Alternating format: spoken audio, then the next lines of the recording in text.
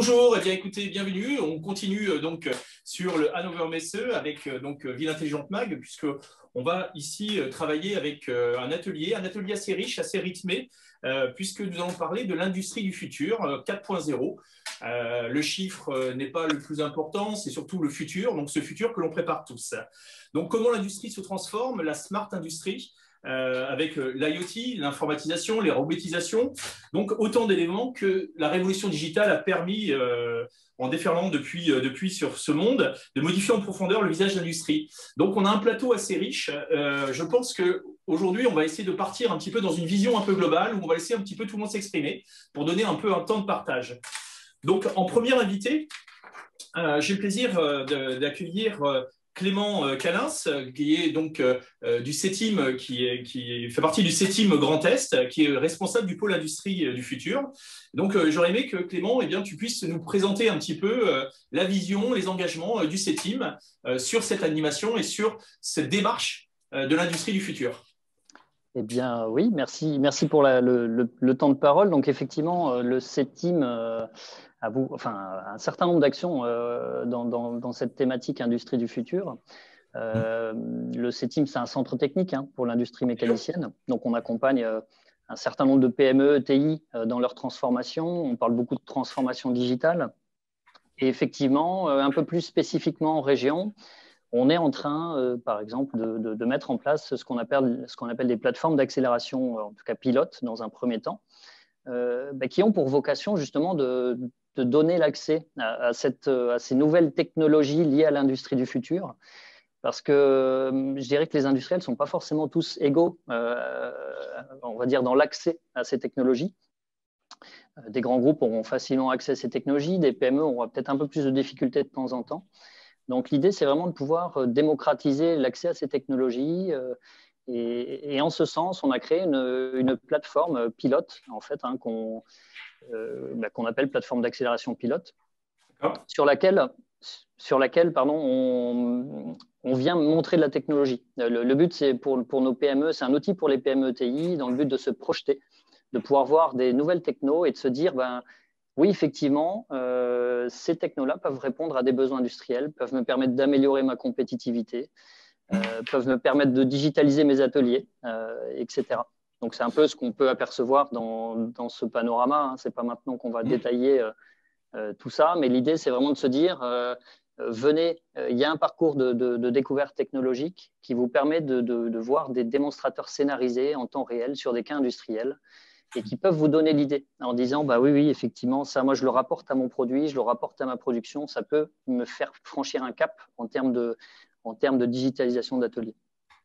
En effet, déjà, le KM0 est un site hautement symbolique, avec la dynamique de la région de Mulhouse, qui avait été lancée donc sous la coupe de Jean Rotner, qui en était maire, qui est président de région aujourd'hui, et qui était maire à l'époque de Mulhouse. Donc, on est dans un bassin de l'industrie mécanique. Donc, la simulation, aujourd'hui, de pouvoir réimplanter ces usines en France, c'est aussi de les implanter avec une dynamique en respectant surtout un défi social, un défi environnemental. Donc, ces plateformes qui existent, comment vous les animez, vous, CETIM?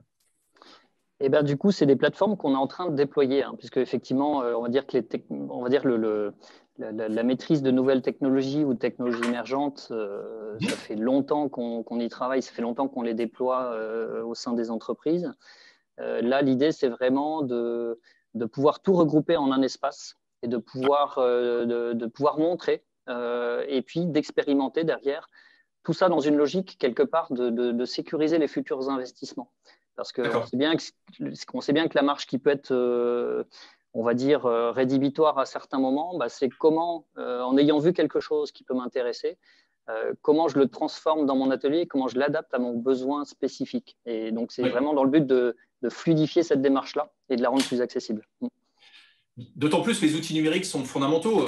Alors moi qui suis angevin, puisque la ville d'Angers avait lancé sa première plateforme d'expérimentation avec la Cité de l'objet connecté, où on venait avec un projet, on repartait avec un produit. Aujourd'hui, c'est un petit peu cette démarche qui se situe au KM0. Donc le CETIM accompagne bien évidemment sous forme de démonstrateur, mais aussi en tant que conseil sur le développement de solutions.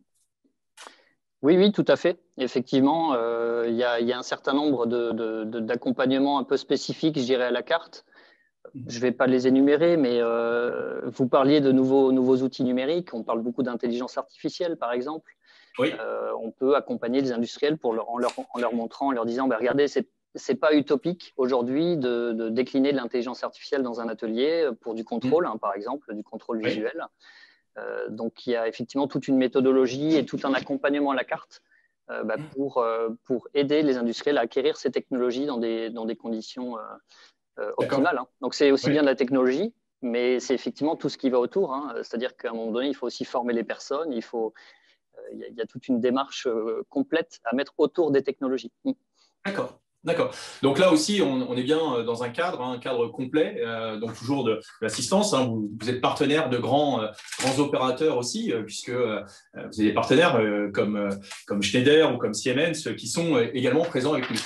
Exactement. Clément, merci beaucoup. Eh bien, là aussi, on va peut-être profiter pour relancer un petit peu auprès d'une entreprise qui innove avec Corinne Versini, puisque l'entreprise elle est CEO de l'entreprise Genes Inc. Donc, alors, on parle d'encre. Oui, alors on vous parle d'encre. Bon, ça n'a d'encre que le nom. Par contre, ce n'est pas la présentation qui est à l'écran, ce que nous faisons. Nous faisons des matières premières pour l'électronique. Alors, ce qui s'appelle dans l'électronique le back-end et le packaging. Quand je parle de packaging en électronique, ce n'est pas du tout des jolis paquets. C'est-à-dire de mettre des puces sur des… Est-ce que vous pourriez enlever la présentation, s'il vous plaît? C'est ce que j'essaie de mettre des puces sur des cartes, voyez-vous? Donc, on est pile poil dans le thème, c'est-à-dire l'industrie du futur, tout ce qui est IoT. On fait pour des leaders mondiaux, merci. On fait pour un des leaders mondiaux de la fabrication des lunettes connectées, et des lunettes connectées qui sont des lunettes comme celle-ci, c'est-à-dire ce n'est pas des grosses lunettes, des choses immersives, vraiment des choses que n'importe qui peut avoir sur le nez et qui sont, en l'occurrence, ce sont des Ray-Ban ou des Oakley. Parce que quand vous voulez faire des choses qui sont conductrices sur ce genre de choses, vous allez vous heurter à 2-3 petits problèmes qui vont être très compliqués à résoudre. C'est d'abord que la piste conductrice, il va falloir qu'elle soit très fine parce qu'il faut qu'elle soit dissimulée dans la monture. Et puis ça, ce n'est pas du verre, c'est du plastique. Donc ça veut dire que si vous voulez chauffer un métal conducteur, le plastique va fondre avant le métal. Donc, vous voyez, nous, on fait des produits qui sont conducteurs à température ambiante et qui permettent d'être suffisamment conducteurs pour être extrêmement fins et être dissimulés dans ce genre de choses. Donc, quand on parle de lunettes, vous savez, la réalité augmentée qu'on utilise en maintenance industrielle, nous, on fait ce genre de choses. Alors, il y a 10 ans, quand on a lancé ça, on était un peu tôt sur le marché parce qu'on faisait des produits qui n'existaient pas pour des applications qui existaient à peine, avec des compétences qui n'existaient pas non plus, et surtout en France.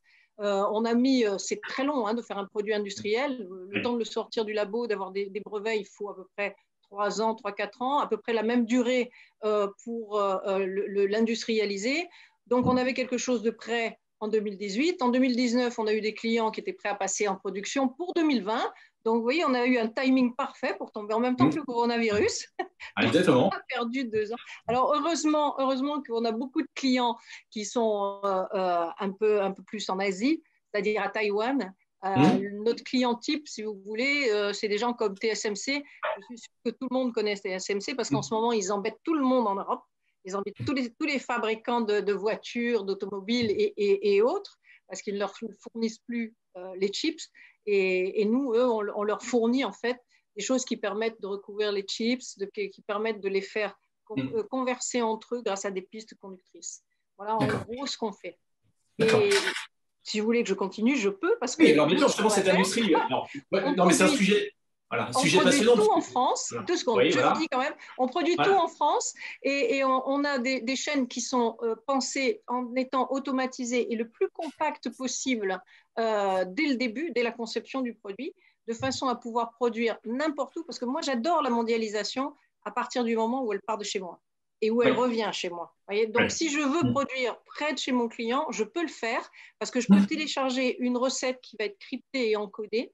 C'est-à-dire que la personne qui va mélanger les produits, parce que je fais de la chimie, la personne qui va mélanger les produits, elle ne va même pas savoir ce qu'elle va mélanger, elle va juste savoir les proportions. C'est moi qui vais diriger ça de l'arrière-pays aixois, vous voyez, et personne ne saura sur place. Donc, je protège mon IP, je peux produire près du client, je diminue mon empreinte carbone.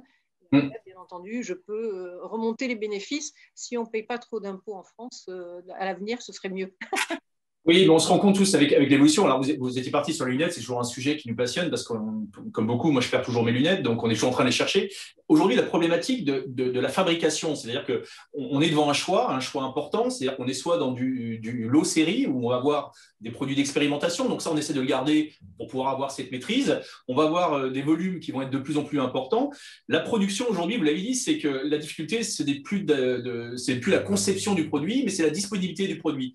C'est justement ce qu'on essaie de réimplanter en France. On s'est aperçu, enfin, moi, ce que je vois, pour mes produits, ce que je vois de mon point de vue, c'est qu'à un moment donné, j'ai besoin d'avoir. En plus, j'ai des produits qui sont périssables, donc j'ai des problématiques un peu et difficiles à transporter.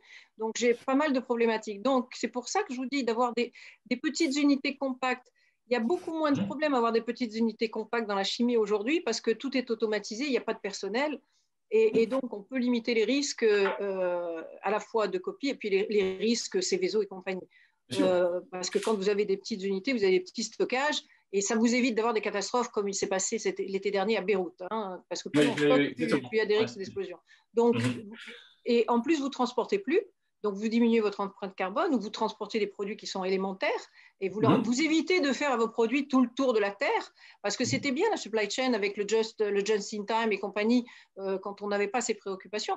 Mais aujourd'hui, vous vous retrouvez à avoir des tas de choses qui sont fabriquées en Chine ou qui sont loin parfois de leurs clients et ça n'a plus tellement lieu d'être. Et on l'a bien vu pendant la crise du Covid, c'est-à-dire que nous, on ne recevait plus rien. C'est un peu dommage.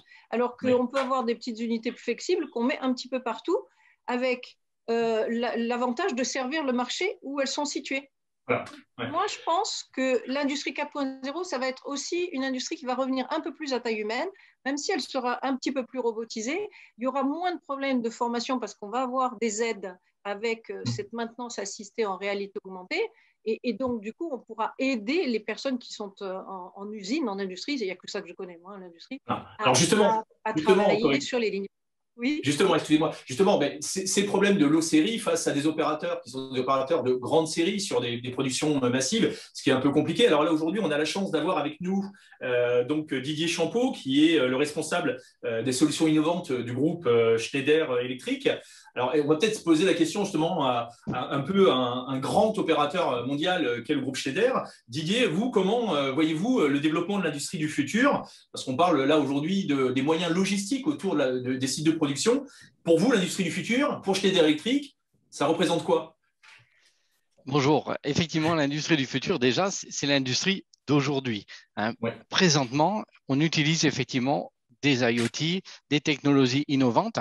Donc, l'industrie du futur est une réalité. Donc, comment nous voyons effectivement les choses chez Schneider Electric? De la façon suivante, nous pensons, et nous l'avons mis en œuvre, que l'industrie du futur, ou l'industrie 4.0, c'est effectivement l'apport des nouvelles technologies, que ce sont les capteurs connectés, les data qui sont sur le cloud, les analyses que l'on va pouvoir faire de ces données avec des logiciels, qui va nous permettre de passer de la production automatisée, robotisée, à la production digitale. Donc, ça concerne, et ça, il faut bien en avoir conscience, déjà l'industrie d'aujourd'hui, les usines d'aujourd'hui. On ne parle pas que pour des installations neuves ou des usines neuves, et heureusement, puisque le parc industriel en France est donc assez mature. Et si je prends l'exemple de Schneider, nous avons 200 usines de par le monde, dont une vingtaine en France. Et l'industrie du futur, c'est un programme d'entreprise chez nous qui s'appelle Smart Factory avec des briques technologiques. Et chaque directeur de site va pouvoir implanter ces briques technologiques, mettre de la maintenance prédictive, de la réalité augmentée pour pouvoir effectivement rendre son site plus agile, plus souple, plus économe en termes énergétiques, par exemple. D'accord.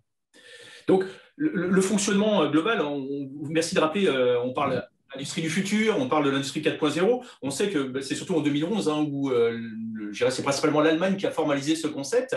Donc, dans ce concept, c'est aussi un concept de réimplantation industrielle?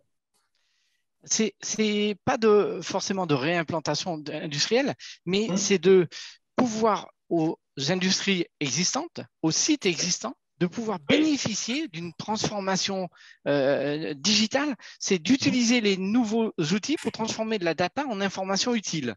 Je vais prendre quelques exemples. Nous avons un site, par exemple, au Vaudreuil, qui est donc en 2017, qui a implémenté un certain nombre de solutions technologiques et qui a continué tout au long des années. Hein. Et par exemple, on a implémenté des solutions de réalité augmentée. C'est donc sur tablette, la capacité que nous donnons aux opérateurs de production d'avoir des informations sur un iPad ou sur une tablette concernant leur unité de production. Donc, ils vont avoir des données sans avoir besoin d'ouvrir la porte de la machine. C'est également la possibilité de mettre des capteurs d'énergie de façon à avoir sur des logiciels les dashboards qui vont leur permettre de faire des économies d'énergie. Donc, c'est utiliser des installations existantes enrichies de certains capteurs pour pouvoir effectivement profiter et rentrer dans une boucle vertueuse d'amélioration. Oui, tout à fait. En fait, c'est très important parce qu'aujourd'hui, on le voit, on a ce qu'on appelle de l'énergie dispensée, donc de l'énergie qui est linéaire. Aujourd'hui, d'avoir la capacité d'être informé, donc d'avoir une valeur zéro pour pouvoir gagner l'optimiser, il faut d'abord pouvoir avoir cette mesure. Donc, en installant des capteurs, donc avec les objets connectés, hein, moi je travaille avec une entreprise qui s'appelle ToConnect, qui est basée sur le Choletais, où le rôle essentiel, et bien évidemment, c'est de mettre en place ces points zéro pour pouvoir dire mais, quelles sont mes marges de progression. Sinon, on ne peut pas s'en rendre compte quand c'est diffus. Et donc, ça permet aussi de responsabiliser les utilisateurs. Donc, c'est aussi une démarche de pédagogie que vous offrez et sur lequel vous accompagnez vos opérateurs techniciens dans l'enceinte de vos usines. Exactement. Et l'appropriation de ces technologies, elle est quand même facilitée dans la mesure où on utilise des outils qui sont comme des tablettes, des téléphones qui sont utilisés dans le monde domestique. Et donc, c'est facile pour nos opérateurs de pouvoir se les approprier. C'est aussi une façon aussi de garder des talents ou de faire venir des talents. Quand vous êtes sur un atelier de production et que vous utilisez ces technologies, je peux vous assurer que ça a un intérêt pour les futurs candidats, par exemple, sur nos usines. D'accord, ok, bien. Et justement, donc là aujourd'hui, on parle de cette relation humaine au sein des usines, on parle de ces relations humaines au sein des grandes marques qui ont une morale, un cercle vertueux aussi dans l'accompagnement et la création de leurs produits. Alors, on a l'avantage aussi d'avoir avec nous un responsable de supply chain de l'entreprise Valeo, mais qui est surtout le vice-président de l'Institut français de l'obsolescence. L'obsolescence, c'est un mot qui est aussi fortement utilisé en ce moment. On parle d'industrie du futur, obsolescence. Alors, je vais passer la parole à Kevin Boissy, qui est avec nous et qui va nous parler justement de ce rôle de l'obsolescence dans l'industrie du futur. Kevin ? Oui, alors, oui, vous m'entendez ? Oui, très bien. Oui, très bien. Bonjour à tous. Oui, effectivement, donc il y a plusieurs difficultés. C'est pas le tout d'intégrer de la technologie sur ces lignes de fabrication si au final on n'est pas capable de la maintenir ou tout au moins d'approvisionner les pièces de maintenance. Il faut aussi penser à toute la partie formation, la partie connexion et l'interopérabilité des outils les uns avec les autres.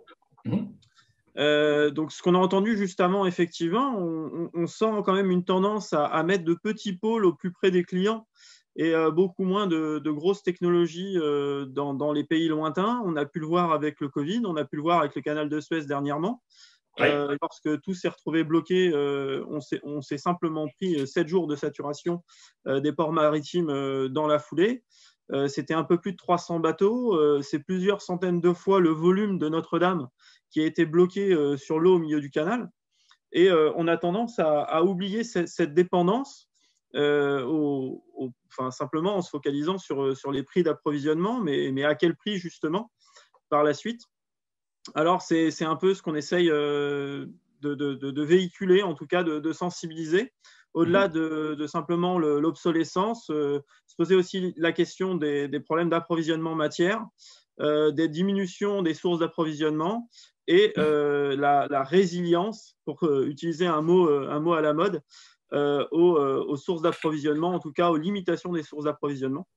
Et donc, c'est ce qu'on essaye aussi d'apporter via le village francophone, donc dans le collectif Smart Factory et Smart Industry, où on essaye au contraire de se lier en partenaire, de créer un petit peu des meutes, de façon à pouvoir nous créer des connexions, nous créer des liens, nous créer des sources fiables d'approvisionnement et pas simplement des sources d'approvisionnement. Après, dernier point, si on parle d'industrie 4.0, il faut qu'on ait conscience de notre écologie et notre empreinte carbone, donc notre CO2 équivalent. Et tous les outils sont là, effectivement, pour pouvoir nous permettre d'améliorer notre empreinte, nos rebuts, notre maintenance prédictive, aller un petit peu plus loin sur nos outils de fabrication, de changer seulement l'essentiel lorsque c'est nécessaire. Oui. Donc, d'éviter la surconsommation industrielle, si je peux dire. Oui. Alors la surconsommation, bien évidemment, il faut pouvoir l'adapter, mais on a des cycles produits. Il est impensable aujourd'hui, à l'ère des smartphones qui remplacent, on va dire, une dizaine d'équipements entre l'appareil photo, le téléphone, bien évidemment, mais l'ordinateur, de repartir avec un Nokia 3330 aussi parfait soit-il à l'époque. Donc, on a aussi quand même une avance technologique et donc l'adaptabilité de ces produits, le cycle de retraitement de ces produits. Comment vous, au niveau du marché français, donc de cette industrie vertueuse où on essaye aujourd'hui de s'engager, on voit l'accélération, c'est-à-dire que la situation du Covid n'a pas été un élément déclencheur, a été un accélérateur de l'engagement du consomme-acteur qui aujourd'hui veut consommer. Donc, on regarde beaucoup plus la durabilité dans le temps, on achète plus qualitativement, on a des spécialistes du textile, ils pourront peut-être nous en parler. Donc, comment vous, aujourd'hui, vous arrivez à pouvoir expliquer, sensibiliser les acteurs de l'industrie, donc de ce passage de l'industrie du futur comme une industrie vertueuse et non pas une industrie de pure production? L'avantage, c'est un peu qu'effectivement, le Covid a catalysé cette sensation d'industrie locale. On a pu le voir lorsqu'on a voulu lancer les fabrications de masques, où basiquement, chacun chez soi essayait de se mettre derrière sa machine à coudre et de se lancer. Le premier outil qui a permis de lancer ces masques, c'est YouTube, avec des tutoriels, ce qui prouve que la technologie était là pour supporter l'artisanat. Il ne faut pas systématiquement voir le big data, l'intelligence artificielle qui effectivement sont plutôt accessibles aux gens qui ont des gros moyens. Avant ça, c'est aussi de se dire que la machine tourne et qu'à tout moment, au lieu qu'elle s'arrête, le responsable de production reçoit une notification sur son téléphone portable. Alors oui, c'est peut-être un peu intrusif, mais en tout cas, c'est des technologies qui nous permettent d'être plus réactifs. C'est des bases technologiques via Internet qui vous permettent de fabriquer les pièces à peu près où vous voulez dans le monde et de les avoir en disponibilité sous 24 heures. C'est les technologies additives qui vous permettent d'économiser 70% de la matière pour avoir une pièce qui a la même cohérence technique. C'est plein de choses. Alors, il est vrai que alors ça, je vous remercie. Il est vrai que les imprimantes 3D ont été un élément très très fort et très très impactant, au même titre que la data, où là on parle plutôt de données, au même titre que les imprimantes 3D ont été très très forts dans l'industrie mécanique, dans la révolution. Alors justement, l'industrie mécanique et ses imprimantes, vous me permettez la transition, je vous en remercie beaucoup. Donc là, justement, avec Laurent Coyon, qui est le président de Savimex, qui est un spécialiste des polymères. Donc justement, cette fabrication de polymères aujourd'hui, elle devient de plus en plus essentielle dans les lots-séries de Michelin. Alors Laurent, est-ce que vous pouvez nous présenter un petit peu votre vision sur ce marché de l'industrie du futur, s'il vous plaît? Alors, je vais vous parler un petit peu de Savimex. Savimex, c'est une PME implantée à Grasse, dans les Alpes-Maritimes. Et notre mission, c'est de fabriquer des composants optiques en matériaux polymères. Donc, j'irai toujours dans l'optique. On commence par les verres de lunettes, on fait les viseurs de casque. On travaille aussi beaucoup actuellement sur tous les systèmes de projection tête haute, ce qu'on voit dans l'automobile. Et moi, on va pouvoir travailler ensemble alors. Hein. Exactement. et donc, moi, je veux dire, j'ai jamais cherché à gagner 1 euro ou 1 centime d'euro en allant externaliser ma production. Donc, c'est une PME de 130 personnes. On est français, on design et on fabrique en France. Donc, pour faire les composants optiques dont je parle, je dirais, on a plusieurs types de process. On a le process de l'injection thermoplastique, on a le process ce qu'on appelle le hard coating, c'est-à-dire tout ce qui est sol-geste et on a la découpe et on a les couches minces optiques. Alors, je veux dire, c'est pour ça que je travaille beaucoup d'ailleurs avec Didier Champeau, parce que nous, ce qu'on cherche, c'est à automatiser notre chaîne de production. Donc, on automatise à tous les niveaux notre chaîne de production pour avoir justement ce qu'on disait tout à l'heure, réduire les rebuts et essayer d'avoir une production de qualité et stable en qualité. Et donc, aujourd'hui, quand on visite Savimex, on voit des robots partout. Sur une presse à injecter maintenant, on fait du contrôle optique, on fait du marquage laser sur nos pièces optiques directement en sortie de presse à injecter. Mais on a la même chose aussi, je dirais, sur une machine de découpe où on fait aussi le contrôle optique et on fait aussi, je dirais, du marquage laser quand c'est nécessité pour la traçabilité de la pièce. Alors, on a participé, Savimex, à un accélérateur, l'accélérateur ETI national, et on en a sorti, je dirais, deux accompagnements. Le premier, c'est l'excellence opérationnelle. Le deuxième, c'est la digitalisation. Et la digitalisation, ben, c'est partout. Alors, en digitalisation, je viens de parler de la robotisation de l'automatisation. Je parlerai aussi de tout ce qui est gestion de la production, parce que la gestion de la production, eh ben, ça s'organise et ça se digitalise. Donc aujourd'hui, on est en train d'implanter un MRP dans l'entreprise, mais on a aussi fait notre propre logiciel de suivi de qualité et de suivi de productivité. On travaille aussi, et là on va démarrer avec Schneider, tout l'aspect maintenance prédictive, parce que pour nous c'est extrêmement important, je dirais, de pouvoir, alors on ne parle plus maintenant de maintenance préventive ou corrective, on parle de maintenance prédictive, c'est-à-dire qu'il faut qu'au niveau de chaque machine, on sache ce qui va tomber, ce qui risque de tomber en panne dans les prochaines heures pour pouvoir intervenir. Ce n'est plus du préventif, c'est vraiment du prédictif. Et puis on travaille, mais on travaille déjà depuis plusieurs années et on travaille avec une filiale d'EDF sur l'économie d'énergie. Aujourd'hui, je dirais, on a mis des capteurs partout dans l'entreprise pour mesurer en temps réel notre consommation électrique et voir où sont les points de forte consommation, ce qui nous a permis d'ailleurs de réduire beaucoup notre facture électrique. Donc, si vous voulez, pour moi, l'usine du futur 4.0, c'est plein de petites briques de ce type-là. On travaille sur toutes les briques, les unes après les autres, mais tout en même temps, pour essayer d'améliorer ça. Et le but final, c'est ce que j'ai entendu là précédemment dans les exposés précédents, c'est on veut rester en France, on veut produire localement. Aujourd'hui, moi, je n'ai pas de souci d'approvisionnement parce que finalement, je m'approvisionne à proximité. Donc, la proximité, le national, ben voilà, ce sont tous les outils qui nous permettent d'y aller. Je crois que vous l'avez situé. Avant tout, c'est un cap. L'industrie 4.0, c'est un cap qui est donné. Vous parlez bien sûr de réduire vos consommations énergétiques, l'on voit sur un compte d'exploitation, mais on voit aussi surtout bien un cap, une direction, puisque c'est un projet de développement durable. Donc là, aujourd'hui, le contrôle, vous l'avez dit, vous avez mis des capteurs d'énergie pour pouvoir voir. Ce contrôle est hyper essentiel. Et je vous remercie, c'est une transition toute trouvée pour Michèle Simelli et la dirigeante de OneTwo, qui va se faire sûrement un grand plaisir de nous parler un peu de l'apport de le contrôle et le suivi en ligne de l'ensemble des éléments.